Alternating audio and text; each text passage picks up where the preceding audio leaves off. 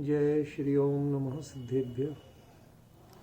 S सुरासुर Manu Sindh वंदिदं धोदघादिकं मलं प्रणमामि वड्ढमाणं तीर्थं धम्मस्य कातारं शेषे पुण्यतीर्थहरे ससौ सिद्धे विशुद्ध सा भावे समणे अणाणदंसं चरित तव वीर्यायारे ते सौवे समगम पतेगमेव पतेगं वन्दामि अवट्टन्ते अर्हन्ते मानुषे खेते किच्चारिहन्ताणं सिद्धाणं तैणमो गणहराणं अजावैवगाणं साहूढं चैव सौवेसिं तेसिं विशुद्धदंसं प्राणपहाणासमं समासेज्य समुसंपयामि सम्मं जतोणे वाणसंपत्ति।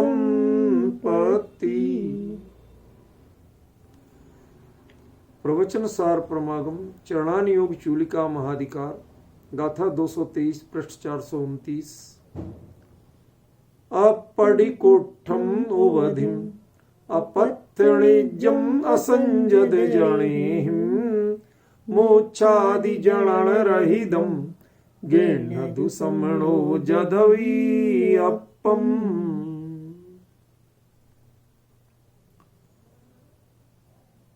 क्या अद्भुत स्वरूप है गाथा में आचार्य देव का अभिप्राय जिस तरह से व्यक्त हुआ। आश्चर्य है कि जयसेनाचार्य देव ने तो कुछ कुछ सांकेतिक रूप में उसको व्यक्त किया। क्यों? क्योंकि कुंद तो उनसे काफी वरिष्ठ थे ही, पर अमृतचंद्र आचार्य भी उनसे वरिष्ठ थे, तो उन्होंने सीधे सीधे खुल के नहीं कहा, लेकिन सांकेतिक रूप में अभिप्राय कुंद का अभिप्राय का समर्थन किया, और जो अमृतचंद्राचार्य देव ने कहा उस पर मौन साधन कर लिया। हम एक बार आज, चूंकि जिस विषय को आज लेना है उसको समझने के लिए थोड़ा सा बैकग्राउंड में जाना पड़ेगा।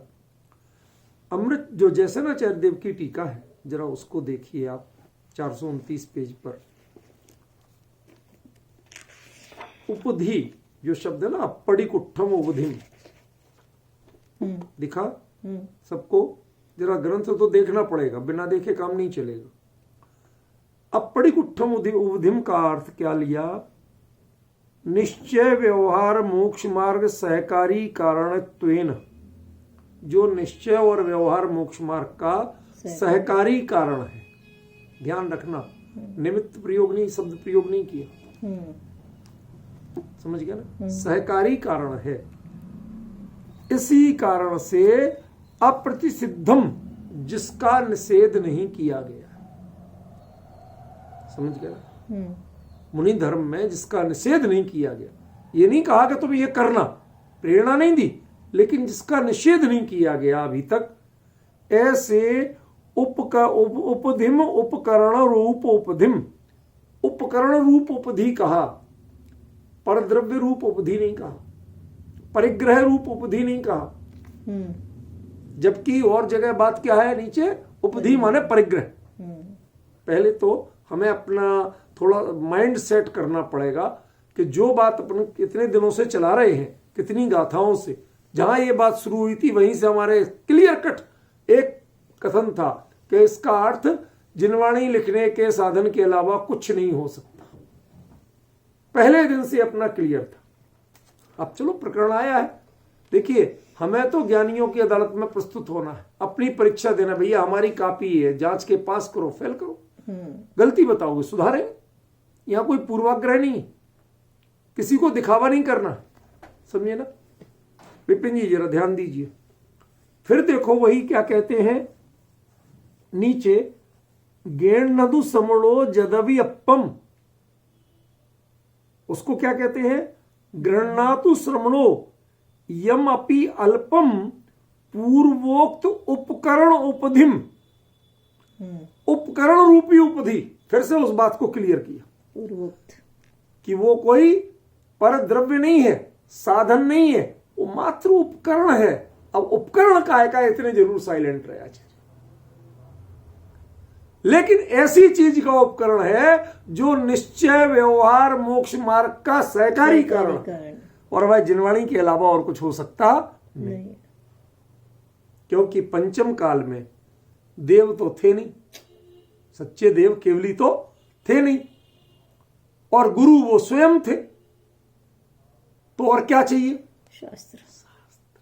अब उनको जो गुरुओं को भी पथ प्रदर्शन करे वह तो जिनवाणी ही है, और कुछ हो सकती नहीं। अब लड़ने वाले लड़ सकते हैं, अभी बहुत गुंजाइश है। कहां शास्त्र कहां लिखा है ये बताओ? लड़ सकते, वो तो चश्मे को भी उपकरण कह सकते, तो लैपटॉप को भी उपकरण कह सकते है ही उपकरण। समझ गए ना? ये उपकरण नहीं है, परिग्रह है। क्यों? उपकरण मात्र जो उतने समय प्रयोग किया जाए और छोड़ दिया जाए उसका नाम उपकरण, और जिसे साथ रखा जाए उसका नाम परिग्रह। समझ में है ना?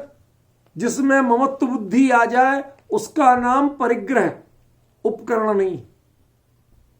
ये डिफरेंस नहीं समझ पा रहे।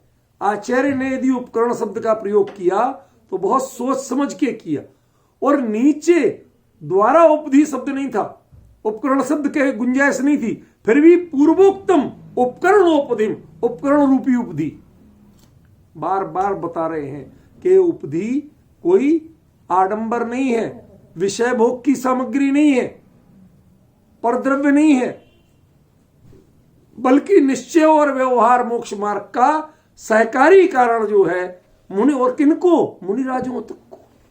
ये तो चर्चा ही मुनिराजों की है, ये गृहस्थों की चर्चा ही नहीं, देशवृत्तियों की भी चर्चा नहीं। समझ रहे ना? मात्र मुनिराजों की चर्चा है। उनके लिए भी जो क्या है? उपकरण है। किसका? निश्चय और मोक्ष मार्ग व्यवहार, निश्चय और व्यवहार मोक्ष मार्ग का सहकारी कारण रूप उपकरण। समझ रहे ना? हमें इनका अर्थ समझना पड़ेगा गंभीरता से। हम लोगों ने थोड़ी सी उतावलापन दिखाना शुरू कर दिया। अब कितना फील हो रहा है कि ऐसे परिग्रह शब्द कहना कितना विपरीत है। अरे परिग्रह परिमाण वृत्ति नहीं होते, वो अपरिग्रह महावृत्ति होते। उनके परिग्रह बिल्कुल हो ही नहीं सकता, और यदि आप परिग्रह शब्द प्रयोग करोगे उनके लिए और ये कहलवाओगे कि कुंद कुंद ने कहा है कि तुम परिग्रह को ग्रहण करो, गेण नदू समड़ो, हे समड़ो, जाओ टूट पड़ो, तो टूट पड़े। आज जब उसका अर्थ परिग्रह कर दिया तो लोग टूट पड़े। हर एक की अपनी अपनी मर्यादाएं हैं। कोई इतने में, इतने परिग्रह में, कोई इतने में, कोई इतने में, कोई इतने में, कोई सारी दुनिया को परिग्रह मान के बैठे। समझ गए ना? उनकी कोई लिमिट ही नहीं है।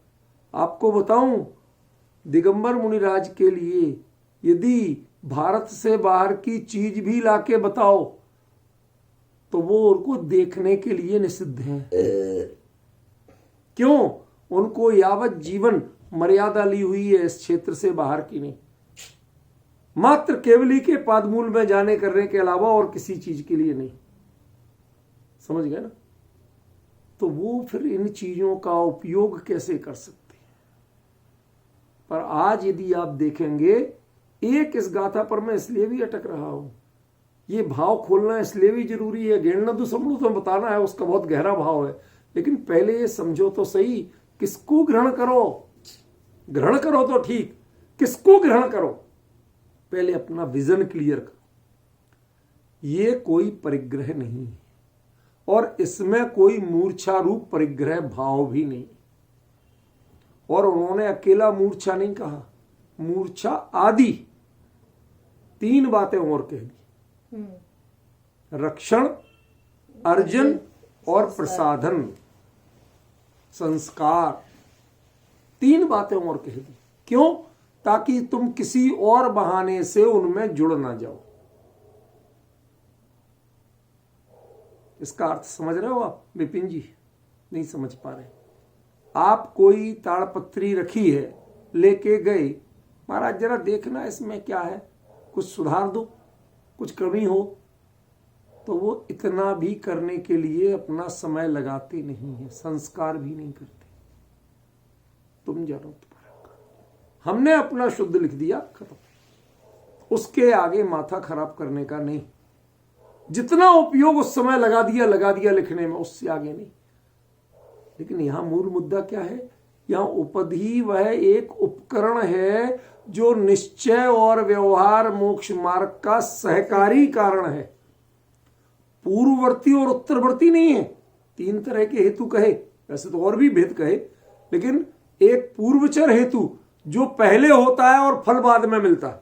तो यदि ये निश्चय व्यवहार मोक्ष मार्ग का पूर्वचर हेतु होता तो मतलब उनको निश्चय व्यवहार मोक्ष मार्ग बाद में मिलता और उन्हें उसके पहले ग्रस्त भूमिका में करना होता। उत्तरचर हेतु होता तो इसका मतलब निश्चय व्यवहार मोक्ष मार्ग पहले हो जाता और ये काम बाद में होता। क्या है? सहचारी। आपको हर कदम पे इसकी जरूरत रहेगी। जो लोग आज ये कहते हैं हम भी साधु, हम जो कह रहे हैं वो सही है, कौन होते आचार्य, क्या ग्रंथ, हम किसी को नहीं मानते, यहां तक लोग बोलने लगे। उनको सोचना चाहिए कि कुंद कुंद क्या कह रहे हैं, जयसेनाचार्य क्या कह रहे हैं। ये निश्चय व्यवहार मोक्ष मार्ग का सहकारी कारण है मुनिराजों के लिए भी। आपको इसीलिए कहा गया आगम चक्षु साहू। आप आगम को अपने नेत्र बनाइए, जो उसमें कहा उतना देखिए, उसके आगे मत देखिए। यदि जिनवाणी में कहा कि फला चीज में दोष है तो है, अरे साहब हम ऐसी ला देंगे उसमें कोई दोष नहीं रहेगा, आप दिमाग मत चलाइए, इफवट नहीं चलेंगे। कोई दुनिया सारे प्रमाण दे दे, लेकिन जिनेंद्र भगवान के आगे, जिनेंद्र भगवान की वाणी के आगे कोई प्रमाण जिसको स्वीकार नहीं, विचार तक नहीं करता। समझ गए ना? ऐसे जिनवाणी के वचनों को जो अपनी नेत्रों में, अपनी दृष्टि में बसाते, उतना देखते हैं, उतना समझते हैं जो जिनवाणी कहती है। जहां कहीं जरा सी भी दुविधा है, कोई विशेषता, तुरंत जिनवाणी से जानना, जिन वचनों से जानना। समझ में है ना? ये स्वरूप है। इसलिए उस उपधि को गेंढदु समणो, ये कहने के पहले एक और शब्द जुड़ रहा है, जदवि अप्पम। यद्यपि ये तुम्हारी असली जो तुम्हारा टारगेट है ना, ध्यान रखना विपिन जी, मुकेश जी क्या कह रहा हूं, ये तुम्हारे टारगेट से अल्प है, ये काम खोटा नहीं। ध्यान देना क्या कह रहा हूं, काम खोटा नहीं है, लेकिन जो तुम्हारा टारगेट है, जो तुम्हारा लक्ष्य है, जिसके लिए तुम साधु बने, उससे थोड़ा छोटा है, नीचे का है। तुम साधु बने हो ध्यान के लिए, आत्म ध्यान के लिए, सीधे मोक्ष जाने के लिए। किसी ने कमजोर भावना से दीक्षा नहीं ली होगी। समझ गया ना? हमारे यहां कहावत चलती है, रोते रोते जाओ तो मरे की खबर लो। आप पहले ही से सोच लो कि हाँ ऐसा हो जाएगा। कोई घर से निकलते, अरे भाई कहीं एक्सीडेंट हो गया तो, आजकल ठंड बहुत पड़ रही है, दिल्ली में कोहरा बहुत है, दिखाई पूरा नहीं देता, ठंड के मारे हाथ सुटर जाते हैं, कहीं एक्सीडेंट हो गया तो भैया तू मत जा, घर बैठ। क्यों? रोते रोते जाओ मरे की खबर लाओ। ये छोटे मन का काम नहीं करना। तो जब आप खुद कह रहे पहले से कि जदवि अप्पम, तुम्हारी किस भूमिका के लिए छोटा काम है? किस भूमिका के लिए? कि जो मुनिराज बने हैं वो मात्र आत्म ध्यान और मोक्ष की कामना से बने हैं। वो रोज घर घर जाके आहार लेने के लिए नहीं बने, वो दुनिया के उपदेश देने के लिए नहीं बने। कौन कितनी देर में सफल हो पाता, कर्म क्षय कितनी देर में होते हैं, मुद्दा अलग है, लेकिन वो एक क्षण भी उसके बाद संसार में रहना नहीं चाहते। वो 28 मूल गुण पालने के लिए साधु नहीं बने। जो 28 मूल गुण पालने के लिए साधु बनता है उसने जैन मुनि धर्म को जाना ही नहीं। समझ गया ना? सीधा आत्मज्ञान, आत्म ध्यान और मोक्ष। अब जब तक ना हो तब तक फिर ये सब चीजें चलती हैं। जब स्वरूप में समय और लौट के आना पड़े, आगे नहीं बढ़ पाए, तो ये चीजें चलती हैं। जितनी बार लौट के आओगे उतनी बार फिर यहीं से जंप लगाओगे, इसके लिए है।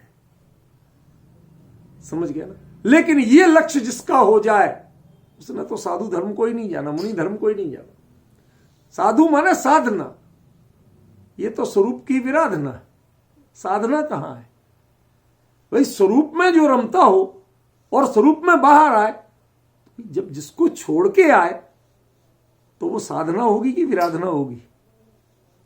स्वरूप की विराधना के बिना क्या प्रभुत्व गुण स्थान नाम पाओगे? ध्यान रखना, मैं 28 मूल गुणों को विराधना नहीं कह रहा हूं, स्वरूप की विराधना। आपने स्वरूप को तो छोड़ा ना। जब स्वरूप को छोड़ते हो, आत्म ध्यान को छोड़ते हो, तब 28 मूल गुण होते हैं। आत्म ध्यान करते हुए 28 मूल गुण नहीं होते। ख्याल में आया ना कितना बड़ा अंतर? तो जब इतनी सब बढ़िया बात है तो इसे अपम क्यों कह दिया? क्यों अप कह दिया? और यदि अल्प है तो उसे तुम गिणनदु समड़ो क्यों कह रहे हो? भाई साहब जरा विचार तो करना चाहिए।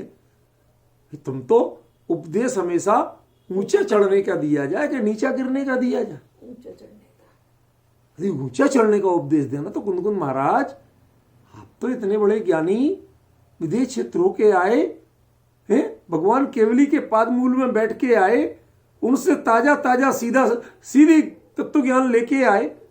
आपको ये क्या सूझी? क्या आप ये कहने लगे? प्रश्न समझ में आ रहा है कि नहीं आ रहा है? अच्छी तरह। यदि ये अल्प है तो ये समझो गिणनदु, तुम समझ इसको ग्रहण करो। ऑर्डर दे रहे हैं, चाहो तो ग्रहण कर लेना, ऐसा नहीं कह रहे। समझ गए? सीधा ऑर्डर, तुम लोग जरूर करो।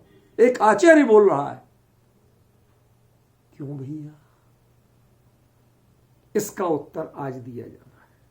अभी तक तो इसके इस पॉइंट तक लाने के लिए सारी बात की कि पहला तो ये उपधि का अर्थ परिग्रह नहीं है, इधर उधर मत भटक जाना, और ना परिग्रह ग्रहण करने की कुंदकुंदाचार्य ने कोई प्रेरणा दी है। यहां प्रेरणा नहीं है, या तो सीधा ऑर्डर है कि तुम ग्रहण करो। कैसे नहीं करोगे?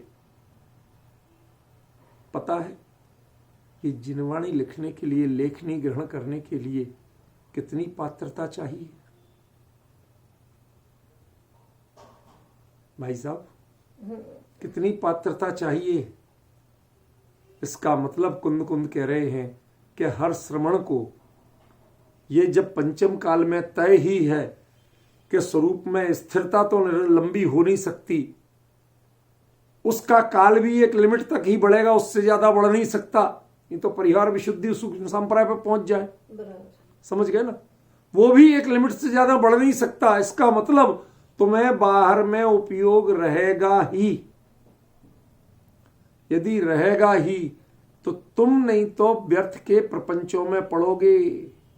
कोई समाज के, कोई संस्थाओं के, कोई इसके, कोई उसके, कोई पंचकर्णक के, कोई सूर्य मंत्र के कि ये मेरा काम है, ये मेरा काम है। तुम्हारा कोई काम नहीं है। तुम्हारा अधिकतम काम जिन वचनों को लिखना है, और ये लिखने के लिए तुम्हें पात्र बनना पड़ेगा। तुम्हें भाषा आना चाहिए, शैली आना चाहिए, जैन तत्व ज्ञान आना चाहिए, उसको प्रस्तुतिकरण की क्षमता आना चाहिए। यदि मुनिराज दीक्षा लेने के बाद इसकी गंभीरता रखें तो वो समाज में टंटे नहीं कराएंगे। वो किसी के प्रति कोई आक्रोश व्यक्त नहीं करेंगे, किसी सामाजिक प्रपंचों में नहीं पड़ेंगे, कौन मूर्ति पे सूर्य मंत्र किसने दिया इस चक्कर में नहीं पड़ेंगे। भगवान की वीतराग मुद्रा, अरे जन्म जन्मांतरों का सौभाग्य कि वीतराग मुद्रा के दर्शन हुए, और उसके बाद में हम क्यों, कहां से दिखता है कि किसमें सूर्य मंत्र किसने दिया था? बताइए जरा कहां से दिखता है? नहीं, बताइए उसमें दर्शन में क्या अंतर आते हैं? लेकिन आता हो तो बताओ मुझे। कुछ नहीं, सिर्फ कषाय और समाज में विद्वेष पैदा करना, जिन मंदिरों में, जिनेंद्रों में, जिन बिंबों में विद्वेष पैदा करना, इसके अलावा कोई उद्देश्य नहीं। समझिए, ये समाज के प्रपंचों में वही घूमते हैं जिनके लिए उतना उत्कृष्ट अध्ययन, उतना उत्कृष्ट चिंतन, उतना उत्कृष्ट ध्यान की स्थिति, अंदर के गोते लगा के जो निकल के आते हैं, उनके पास कुछ पूंजी होगी, उनके पास रत्न होंगे, उसके पास गहरे मोती होते हैं। जिन खोजा तिन पाइयां गहरे पानी पैठ, मैं बपरा बूढ़न डरा रहा किनारे बैठ। अभी तक उसमें प्रवेश ही नहीं किया, जिन वचनों में प्रवेश करना नहीं सीखा, किनारे किनारे बैठ के बातें कर रहे हैं, पंचायत कर रहे हैं। अरे हमारे बाप दादा यही रहते थे, हम यहीं से रोज समुद्र देखते हैं, एक बार समुद्र में ऐसा। किससे क्या सुना रहे हो? किससे क्या सुना रहे हो? यदि तुम हो यहां के और जानते हो समुद्र को, तो उतरो नीचे, उतर के एकाध मोती तो लाओ, एकाध रत्न तो लाओ, और वो रत्न दो तो हम तुम्हारे लिए माने। समाज में ये विद्वेष, ये विघटन, इतनी कलह की स्थिति, इतने विषमवाद की स्थिति बने ही नहीं यदि मुनिराज वह वास्तव में जिन वाणी, भगवान की वाणी, जिन वचन, उनको साक्षात निष्प्रय भाव से ग्रहण करें, अंतस में प्रमाणित करें, और प्रमाणित करके लेखनी से लिखने। एक ध्यान रखना, किसी से कह दो घंटे भर बकवास करना बहुत आसान है, उससे कहो इसे लिख के दे दो, नहीं लिख सकता। अच्छों के हौसले पस्त हो जाते हैं भाई साहब। जो घंटे भर बोल लेते हैं ना, उनसे कहो इसे 4 लाइन लिख के दे दो, हाथ कांपते हैं। समझ में आया ना? जैसे जो लोग सड़क पे, घर में, गली में, सड़क पे दुनिया भर के भाषण झाड़ते हैं, बकवास करते हैं, उनसे कहो मंच पे खड़े होके बोल दो, तो यूं यूं पैर कांपते हैं। समझ में आया ना? बोलते नहीं मनता। और जो वहां मंच पे भी बड़बड़ बोल लेते हैं, उनसे कहो जरा लिख के दे दो, तो कलम कांपेगी। समझ में आया? इसलिए एक तो ये अभी पहली बहुत प्राथमिक बात कर रहा हूं, गेणलधु समणों का बहुत प्रिमिलरी अर्थ कर रहा हूं। ये उत्कृष्ट अर्थ नहीं है जो आप बहुत खुश हो रहे। ये प्रिमिलरी अर्थ कि हे श्रमणों, तुम इसको ग्रहण करो। ये जिनवाणी लिखने की तूलिका है, लेखिका वर्तनी है। ये जिन वचनों का वर्तन होगा इससे, जिन वचन वह ताड़पत्रों पर, ताम्रपत्रों पर, शिलालेखों पर कहीं ना कहीं तो उभरेंगे, तुम उनको उत्कीर्ण करो। समझ में आया ना? उनको लिखो। क्यों? एक बार लिखने के पहले 100 बार सोचना पड़ेगा। वो अनुभव से प्रमाणित किए बिना आप लिख नहीं सकते। किसी को कुछ भी कह सकते हो आप, लेकिन जिस समय आपसे कहेंगे साइन करो, ये तुम्हारा स्टेटमेंट है, अच्छों की हवा खराब होती है। बोल देना बड़ा आसान है क्या, लेकिन लिख के देना आपकी जिम्मेवारी बढ़ती है। आप सामाजिक प्रपंचों में मत पड़ जाना। ये काय के पंचगणक, काय के विधान, काय के आयोजन, इनमें मत पड़ जाना। हे श्रमणों, यदि तुम्हें ग्रहण ही करना है, कोई कार्य करना ही है स्वरूप की आराधना के अलावा, और 28 मूलगुण तो तुम्हारी चर्या है, वो तुम्हारे लिए कोई अलग से करने का काम नहीं है, उसमें कुछ भी ग्रहण नहीं करना पड़ता। बताइए अहिंसा महाव्रत के लिए क्या चाहिए आपको? सत्य बोलने के, सत्य महाव्रत के लिए क्या चाहिए? अचौर्य महाव्रत के लिए कौन सा साधन चाहिए? किसी के लिए कोई साधन नहीं चाहिए। अब तुम्हें इसके अलावा जो समय है, आपने 28 मूल गुण जब कोई क्रिया करोगे तो पालोगे। अब शांत बैठना है चुपचाप।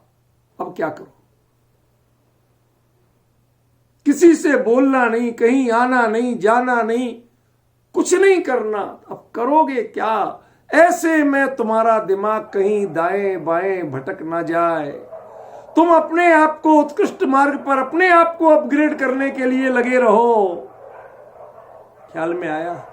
तो तुम क्या करना, तुम जिन वचनों को अनुभव से प्रमाणित करके लिखना, इसको लिखने के लिए तुम लेखनी ग्रहण करो। श्रमणो है ताकत। यदि तुम मानते हो कुंद कुंद को, तो तुम्हारा कर्तव्य क्या है? एक है। तुम्हें यदि पर में थोड़ा बहुत प्रवर्तन करना ही है, तो तुम्हारे लिए सिर्फ एक काम है, एक काम करने की छूट है। और वो काम क्या है कि जिन वचनों को लोगों के सामने लिपिबद्ध करके दो। कौन कब पढ़ेगा, कब जानेगा, कब अपना कल्याण करेगा? तुम कितनी दूर तक जुड़ जाओगे? बोलोगे, दर्शन दोगे तो दो चार, बोलोगे तो और थोड़ी दूर तक लोग सुन लेंगे, जान लेंगे। लेकिन जो लिख के जाओगे, पीढ़ियों बाद, शताब्दियों बाद लोग जानेंगे, अपना हित करेंगे, वीतराग वाणी को जानेंगे, वीतराग धर्म का स्वरूप जानेंगे, गायक भगवान को जानेंगे। तुम इसलिए तुम लिखो, प्रपंचों में मत पढ़ो। ये कुंद कुंद के आदेश को कोई समझ पा रहा है आज? यदि ये आदेश समझ ले तो उनके लिए वो भीड़ में नहीं जुटते। जिनको लिखना है, चिंतन करना है, मनन करना है, लेखन, वो भीड़ से दूर होते। एकांत। आजकल एक नया धंधा चल गया विपिन जी, बिकाऊ पंडितों का।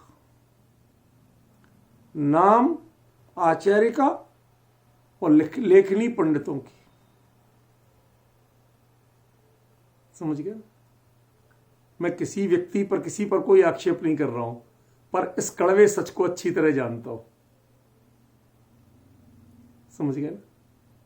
ये और एक चल गया। अरे वो क्या लिखेंगे पंडित लोग? क्षोभसम की बात करेंगे। यदि तुम ज्ञानी आचार्य हो तो तुम अंतस की प्रेरणा से, अंतस की प्रामाणिकता से लिखोगे। तुम्हारा जो अनुभव का रस उसमें से, लेखनी में से प्रवर्तित होगा, बहेगा। दर्शाऊं एक विभक्त को, तम ये अत्य विहत्तम दाए हम अपड़ों सभी वेण। मेरे पास तो भैया यही वैभव है, तुम्हारे संसारियों की पूंजी हमारे पास नहीं। एक गायक अनंत गुणों का निधान, यही मेरा वैभव है। तुम्हें चाहिए तो दिखा सकता हूं,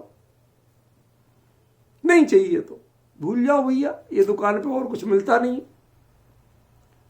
ये निज गायक भगवान की चर्चा के अलावा मुनि धर्म मुनिराज जो त्रिलोक पूज्य इस वीतराग वाणी के गौरव, वीतराग धर्म के गौरव, चलते फिरते एम्बेसडर, केवली के चलते फिरते एम्बेसडर। समझ गए ना? भगवान केवली चौथे काल में समोसरण में विराजमान, और उनके एम्बेसडर घूम रहे हैं इस पंचम काल तक। लेकिन वो एम्बेसडर कब कहलाएंगे?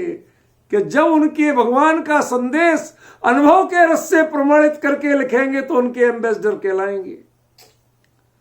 और यदि भगवान के वचन तो गए एक तरफ, और भक्तों के वचन, कहते तुम्हें तो भक्तों की असंयमों की प्रार्थना सुननी ही नहीं थी, वो तो निषिद्ध थी, तुमने सुन कैसे ली? समझ गए? तुम्हारी अपनी रुचि क्या है, तुम्हारी अपनी पूंजी क्या है, वो बताओ। ये क्या चाहते हैं वो मत बताओ। समझ में? इतनी गरिमा के साथ जब कुंद कुंद ने आदेश दिया होगा कि ठीक है, यह तुम्हारे लिए अल्प कार्य है, छोटा कार्य है, ये तुम्हारे पद की शान नहीं, गर्व की चीज नहीं है, पर फिर भी तुम इसको ग्रहण करो। क्यों? पिछली गाथा के अंत में आ गया था, क्यालम खेतम वियाणिता। ये क्षेत्र और काल को जानना कि जहां परिहार विशुद्धि होना नहीं, सूक्ष्म सांप्राय होना नहीं, यथाख्यात होना नहीं, सिद्धपना मिलना नहीं, तो उपयोग, ये तो सब उपयोग की विशुद्धि के कार्य हैं। स्वरूप में स्थिरता ज्यों ज्यों बढ़ेगी त्यों तो ये चारित्र बढ़ेंगे। वो एक लिमिट से बाहर नहीं होना है, ऊपर नहीं होना है, तो इसका मतलब उपयोग स्वरूप की तुलना में बाहर रहेगा। अब जब तुम्हें प्रपंच नहीं करना हो, आवागमन नहीं करना हो, जनसंपर्क नहीं करना हो, तो तुम 28 मूल गुणों में से कौन सा मूल गुण पालोगे, ये तो बताओ। गुप्तियों में तुम रह नहीं पा रहे, समितियों की तुम्हें जरूरत नहीं है। शब्द ध्यान दीजिए मुकेश जी भाई साहब, क्या? गुप्तियों में तुम रम नहीं पा रहे, समितियों की तुम्हें जरूरत नहीं है। क्यों? क्योंकि ना हिल रहे, ना डुल रहे, ना कुछ कर रहे। अब बताइए ऐसी स्थिति में क्या करें? कहते अरे श्रमणो, यदि कोई भव्य जीव सामने रख के छोड़ जाए ताड़पत्री, ग्रंथ और लेखनी, गेड़ नदू, उठाओ इसे और अपने जो अनुभव से भगवान की वाणी को अनुभव के लेख स्याही में डुबो डुबो के लिख दो। गेड़ नदू सब ख्याल में है ना? क्यों? क्योंकि ये कालम खेतम वियाणिता, मैंने काल और क्षेत्र को जान के ये बात कह रहा हूं। जहां से आया हूं वहां ये सब नहीं करना पड़ता, वहां कोई ये नहीं कहता। क्या डिफरेंस है? वो गाथा के वो शब्द आखिरी चरण यहां आगे जुड़ रहा है। यदि वो छोड़ दोगे तो ये गाथा सही नहीं होती। ये चौथे काल में गाथा नहीं चलती है, ये तो कालम खेतम वियाणिता, तभी ये गाथा चलती है। ख्याल में आया? अब जरा सुनो, मैंने कहा ना ये तो अभी पहली लेयर है, आपको तीसरी लेयर तक जाना है, अभी तो दूसरी भी नहीं आई। जितने में आप प्रसन्न हो रहे हैं ना, ये भी पहली लेयर है, समझ में ना? गंधकुटी में 3 कटनी होती ना, ये पहली कटनी पे हुआ, अभी दूसरी और तीसरी आना है। सुनो, दूसरी कटनी क्या है, दूसरा स्तर क्या है गेड़ नदू समणों का? थोड़ा सा पहले बैक पे जाके विचार करो। कुंद कुंदाचार्य देव कहां से आए थे? विदेह क्षेत्र से, चतुर्थ काल से सब कुछ देख के आए थे। उतना सब देखा, उतनी उत्कृष्ट से उत्कृष्ट भावना भाई, और भामंडल में या भगवान की वाणी से या जैसे भी समझो, अपना भवितव्य भी जान लिया। ठीक है, यहां आ गए थे। आते आते लगभग देह के 95 वर्ष पूरे हो गए थे। अब स्वयं के लिए समाधि का समय आ रहा था। समझे कुछ क्या कह रहा हूं?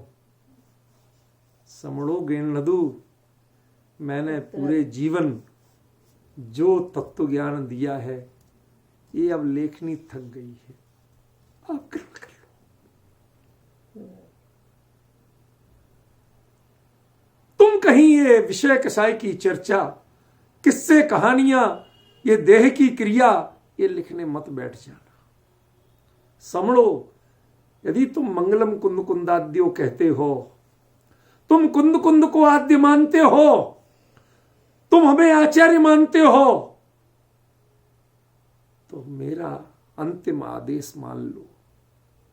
तुम इस गायक भगवान की चर्चा, इसके लिए लेखनी ग्रहण कर लो। अब विषय कसाई की चर्चा, कौन क्या करता है क्या नहीं करता है, चर्चा भूल जाओ। समझे? इसके पीछे कुंद कुंद का वो हृदय देखो, जो हृदय कितना द्रवित हुआ होगा। 84 पहाड़ लिख के जो हृदय कितना द्रवित हुआ होगा,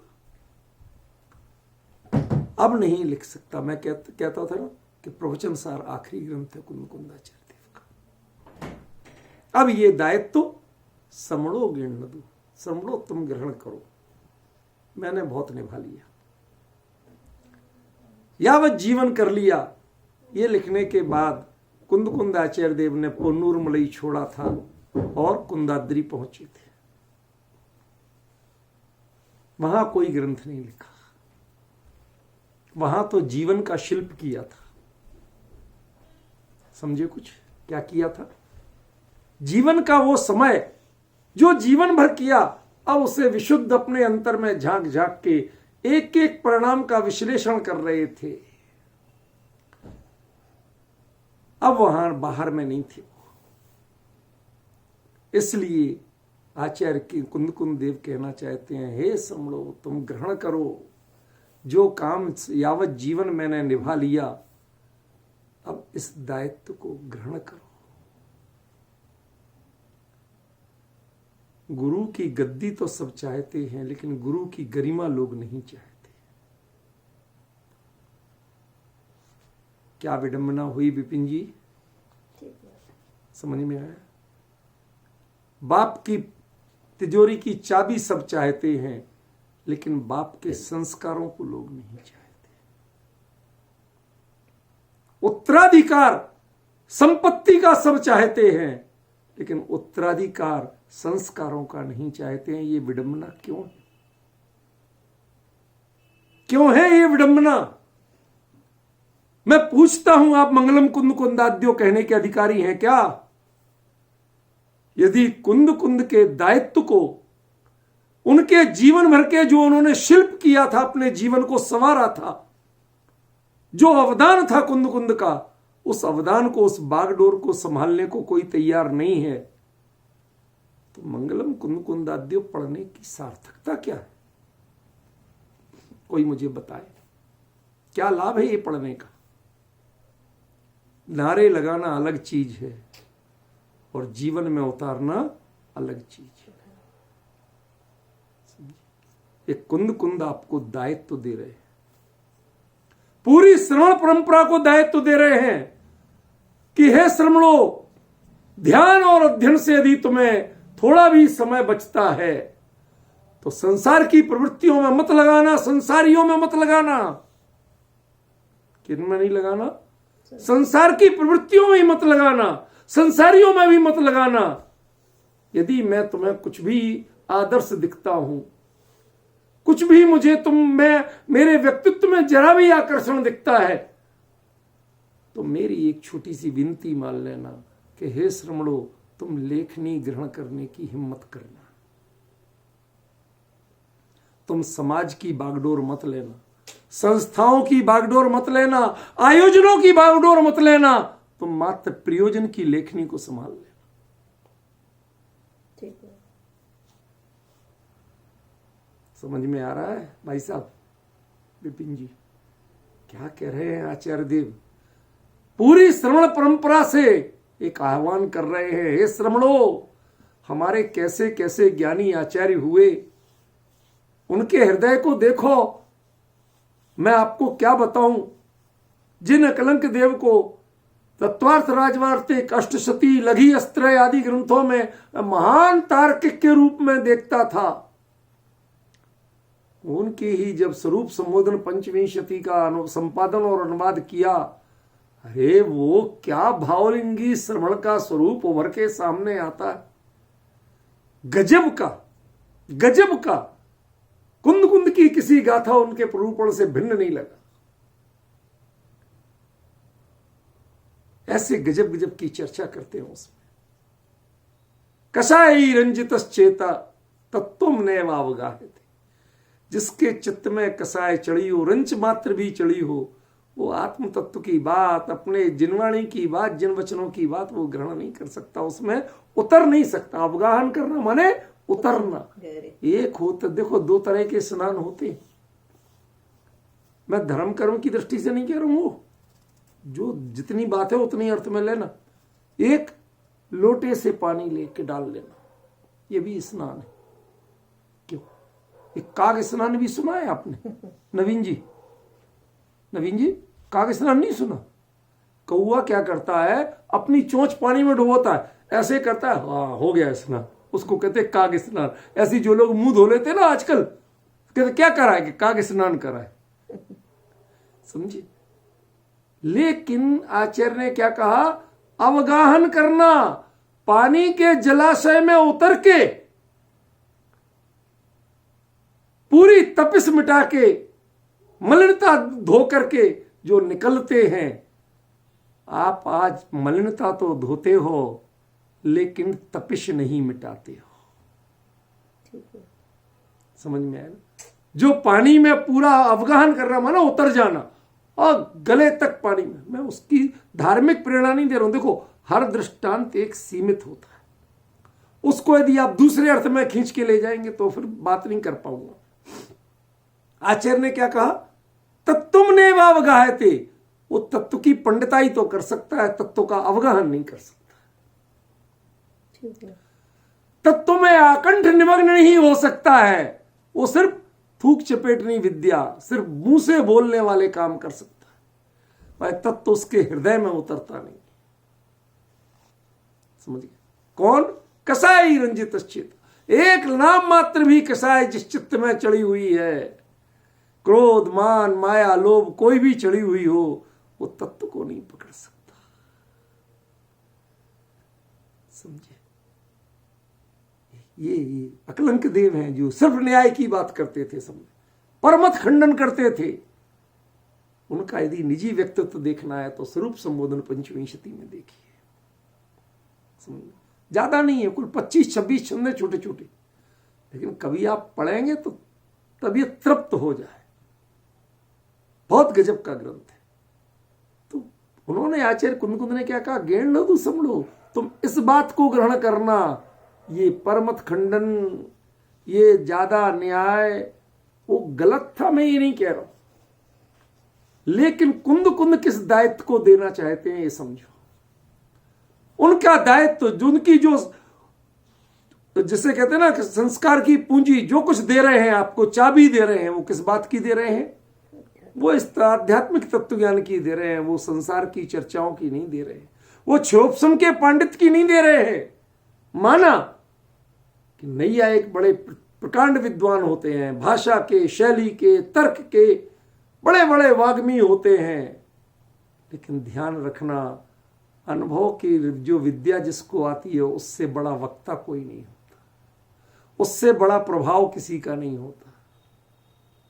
क्या एक धाय बहुत ट्रेंड हो, धाय तो समझते हो ना, मेड टाइप, जो केयर टेकर, बेबी सिटर क्या बोलते हैं आप लोगों, में ज्यादा पढ़ा लिखा नहीं हूं भाई, अनाड़ी हूं, तो वो जो धाय होती ना, वो बाकायदा किसी बड़े इंस्टीट्यूट में ट्रेंड होके आई, बच्चे को किस किस क्या भी, हर चीज को, बीमारी हारी, उसके मनोविज्ञान सबको जानती, उससे बहुत ट्रेंड होके आई, और उसकी मां बिल्कुल अनपढ़ है, अंगूठा टेक,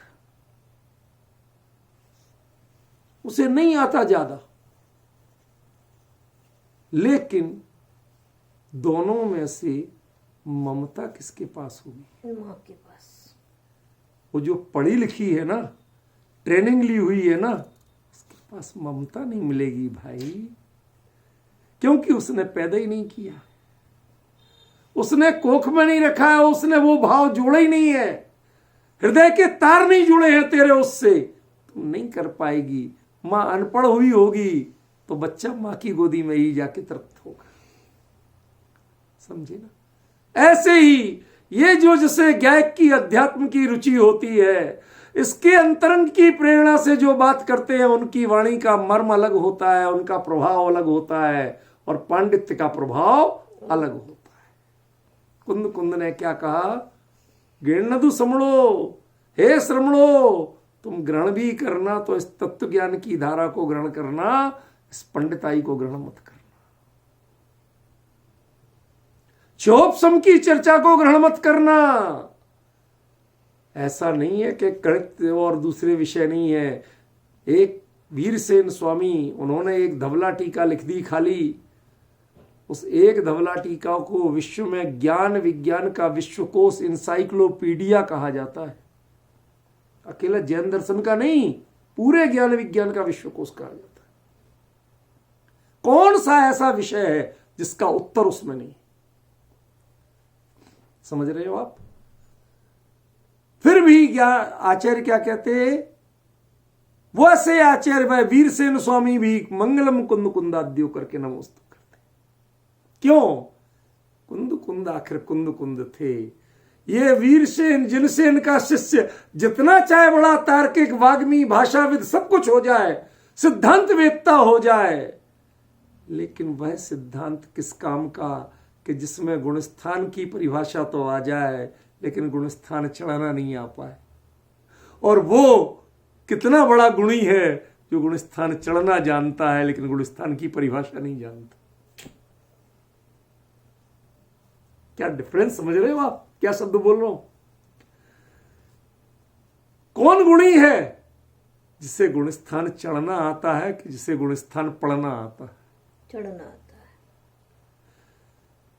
पंडिताई नहीं हो चलेगा। जिन शासन में पंडिताई को ज्यादा स्थान नहीं है, जिन शासन में अंदर की सीढ़ियां चढ़ने की कला जिसमें आती है उसको स्थान है। कुंद कुंद ने सारे ग्रंथों में 99% यदि बताई है तो अंदर में चढ़ने की बढ़ने की कला बताई है। उन्होंने दुनिया को पढ़ने और पढ़ाने की कला नहीं बताई। क्षयोपशम का चमत्कार कुंद कुंद में नहीं है, उनमें तो भावों की विशुद्धि का चमत्कार है। यदि शब्द शास्त्र उनका चाकर बन के खड़ा रहता है तो ये तो उनकी पूर्ण की पवित्रता थी, वो शब्दों की पंडिताई के लिए नहीं गए थे।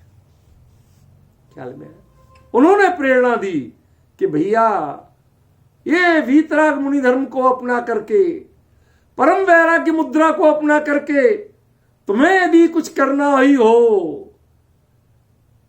तो जिनेश्वर के उत्तराधिकारी बनो। जो उन्होंने आदेश दिया था तुम कम से कम उपदेश तो दो। और आप लोग तो जानते हो आदेश उपदेश का क्या अंतर। और लोग नहीं जाने तो मैं किस किस को समझाऊं, कई बार बता चुका। समझे कि नहीं? क्या जिनेश्वर ने आदेश दिया तुम उनके उत्तराधिकारी बन के उपदेश तो दो। जो उन्होंने गायक भगवान में रमने की कला बताई, शब्द तुम्हारे हों, दृष्टांत तुम्हारे हों, पर प्रयोग जिनेश्वर का हो।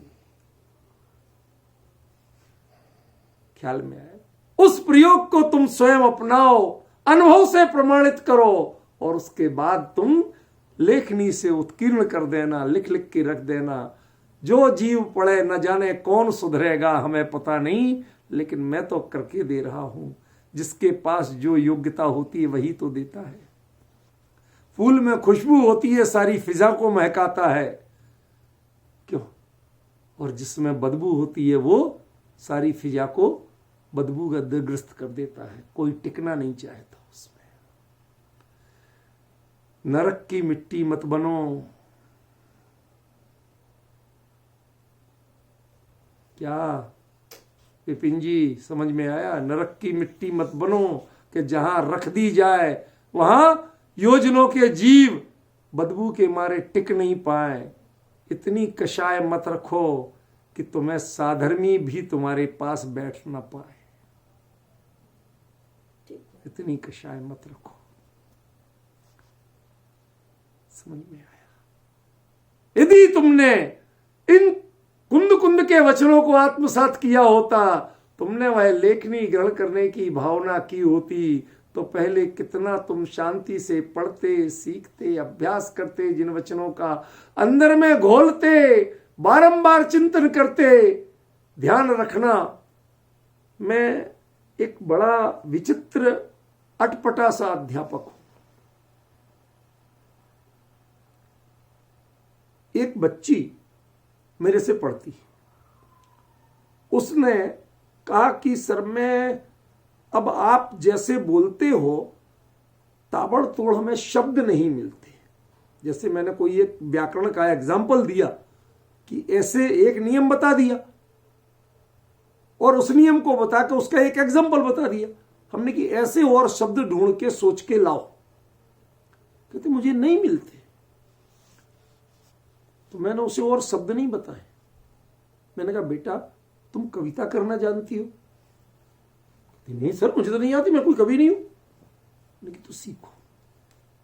क्यों? कवि को तुक मिलाने के लिए उसी पैटर्न के शब्द चाहिए पड़ते हैं। वो ढूंढता नहीं है, उसका चिंतन इतना सक्रिय होता है। जब वह भाव प्रवण होता है तो वैसे शब्द अपने आप आके मिलने लगते हैं उसे। तुमने अभी तक अपने चिंतन को दबाया है। तुम दूसरों का पढ़ते हो, खुद का लिखना सीखो। अंतर समझे। उस बच्ची ने उसको प्रेरणा दी, सर तब भी नहीं बनेगा। हमने कैसे नहीं बनेगा? हमने कहा तेरे तेरे कौन है सबसे प्यारा? कहते मेरी बिटिया है छोटी सी। मैंने कहा चलो तुम उस पर बोलना शुरू करो, क्या करती है, कौन सी बात अच्छी लगती है। उसने बोला उस पर बोला। होते होते जो वो बोलती गई उसी को थोड़ा सा मॉडिफाइड करके 4 लाइन की एक कविता बना के बना उसको ऑनलाइन सिखाई। वो इतनी को हमने कि तू कोशिश कर। शाम तक उसने और 3 छंद लिख के बताए मुझे, अपनी बेटी पे लगे। लेकिन एक प्रेरणा दी, एक दिशा दी। हमने कि बेटा आप कर सकते हो? कहते हाँ सर अब मैं कर सकती हूं।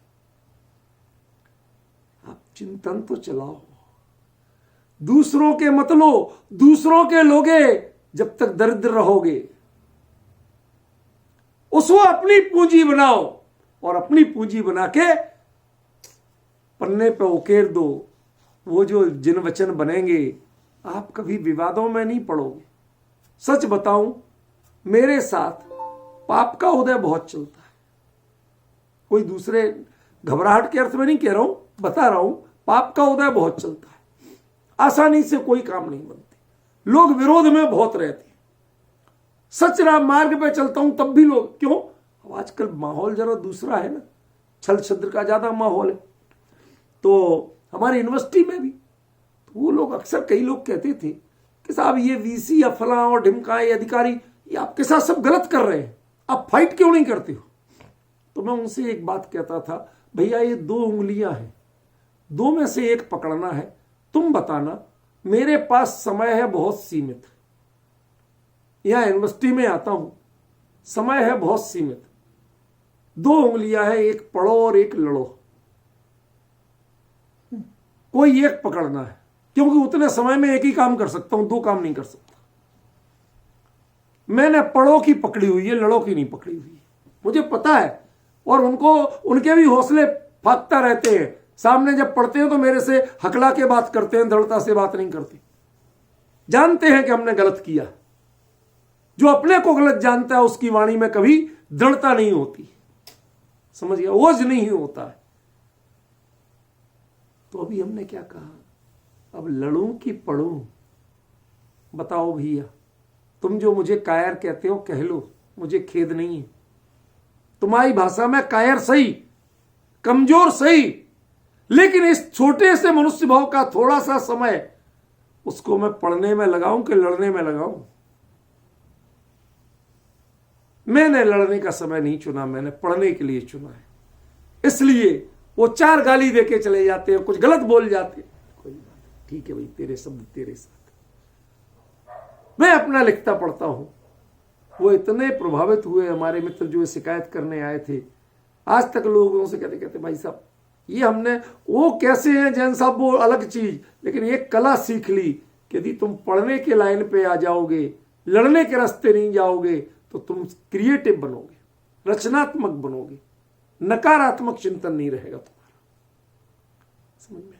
आचार्य ने क्या कहा, समणो गेणधु श्रमणो, तुम पढ़ने लिखने का मार्ग ग्रहण करो, तुम ये संसार में समाज में झगड़े फसाद का मार्ग ग्रहण मत करो, इनमें चौधराहट का मार्ग ग्रहण मत करो। ये संसार के लोगों का, इन संसारी आवृत्तीय संयमों का नेता बनने की कोशिश मत करो।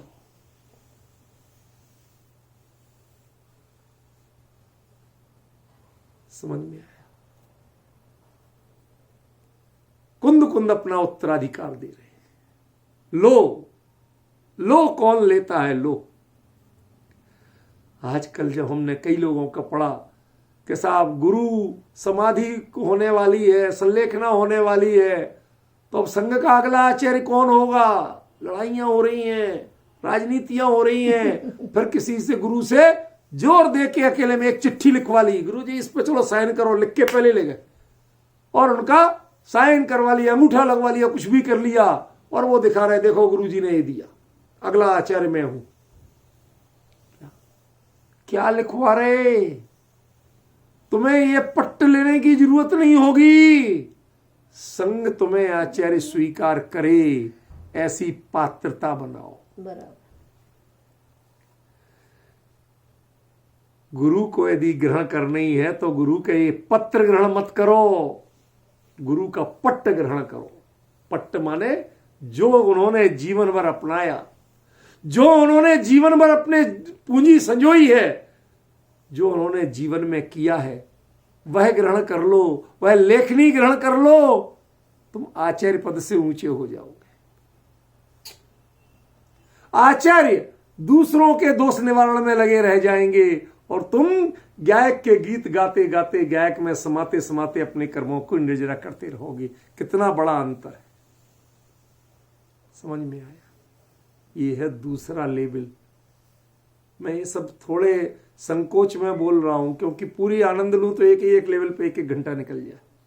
मुझे आज तीनों लेवल पूरे करना है, समय बहुत कम बचा है, 4-5 मिनट ही बचे हैं। मैं शॉर्ट में ही बता रहा हूं, लगा तो इसकी चर्चा आगे कल करूंगा। तीसरा लेवल क्या है? तीसरा लेवल वास्तव में देखा जाए तो बहुत ऊंचा है। सच बताओ, मोक्ष जाने के लिए तीर्थंकर पद कितने काम का है?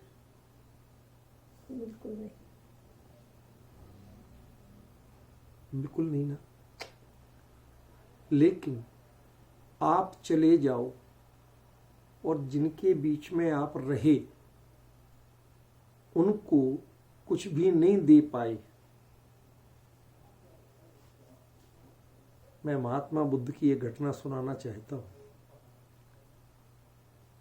महात्मा बुद्ध आम के पेड़ के नीचे बैठे बैठे अपना कुछ ध्यान तप जो भी कर रहे हो, उनकी मर्जी है, मैं उसमें कमेंट्स नहीं कर सकता, क्योंकि मैं उनका अंतरात्मा का ज्ञाता नहीं हूं, सर्वज्ञ नहीं हूं। वो कुछ कर रहे थे, ध्यान कर रहे थे उनकी भाषा में।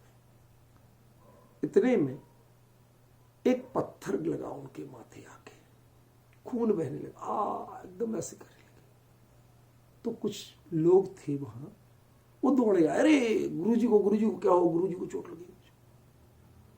तो 2 लोग पकड़ के उस बच्चे को भी लाए, जिस बच्चे ने वो पत्थर फेंक के मारा था। वो बच्चा यूं कांप रहा, पत्ते की तरह घबरा रहा। तो उन्होंने बोला, बुद्ध ने, कि बेटा तुमने पत्थर क्यों मारा था? तुमने कहा, गुरुजी आपको नहीं मारा था मैंने, तो इस पेड़ पे आम लगे थे, वो आम तोड़ रहा था, वो गलती से आपको लग गया। तो क्या पत्थर मारने से ये पेड़ तुम्हें मीठे आम देता है? हाँ देता है। तो उन्होंने कहा बच्चों, अपने शिष्यों से, कि मुझे आज अपने व्यक्तित्व पर बड़ा रोना आ रहा है। कि क्यों? कि ये पेड़ बेजुबान, एक इंद्रिय, इसको पत्थर ये मारता है तो उसे मीठा आम देता है, और मैं इतना नालायक कि मुझे एक पत्थर लगा और मैं इसे कुछ देने में समर्थ नहीं। कुछ संकेत समझ रहे कहां बताना चाहता हूं? अभी ये 3rd लेवल टाइम तो लेगा, लेकिन मैं शुरुआत कर रहा हूं अभी, बाकी चर्चा कल बताऊंगा। ये जिस परिवेश में आप रहे, जिस परिवेश में है, जब तक रागात्मक भूमिका है तब तक विरले जीव ऐसे होते हैं कि जो परम वात्सल्य की भावना को भाते हैं। परम वात्सल्य की भावना, यदि मुझे कोई पूंजी मिली है, गुरुदेव को लिखना नहीं आता था, लिखते नहीं थे, तो सारे जीवन बोल बोल के जहां जाओ गायक के गीत गाओ, बोल के उन्होंने वह काम किया कि नहीं किया? चाहते तो चुपचाप अपना अनुभव करते, अपने मस्त रहते। क्यों? आप गुजराती थे, हिंदी लोग आ जाए तो हिंदी में बोल रहे, संस्कृत वालों को थोड़ा संस्कृत बता रहे, प्राकृत वालों में प्राकृत की गाथाएं बोल रहे। क्यों? वहां नैरोबी जाके काम ले क्षेत्र आके ऐसा भी कर रहे, तो फिर गए काय को थे? तो गए भी थे। मैं पूछना चाहता हूं, ये राग की कौन सी जाति है? ये राग की कौन सी जाति है जो अन्य जीवों का कल्याण तो करती है, लेकिन गारंटी से मोक्ष भी दिलाती है? ठीक है। ये है वात्सल्य अंग। वत्सल अंग सदा जो ध्यावे सो तीर्थंकर पदवी।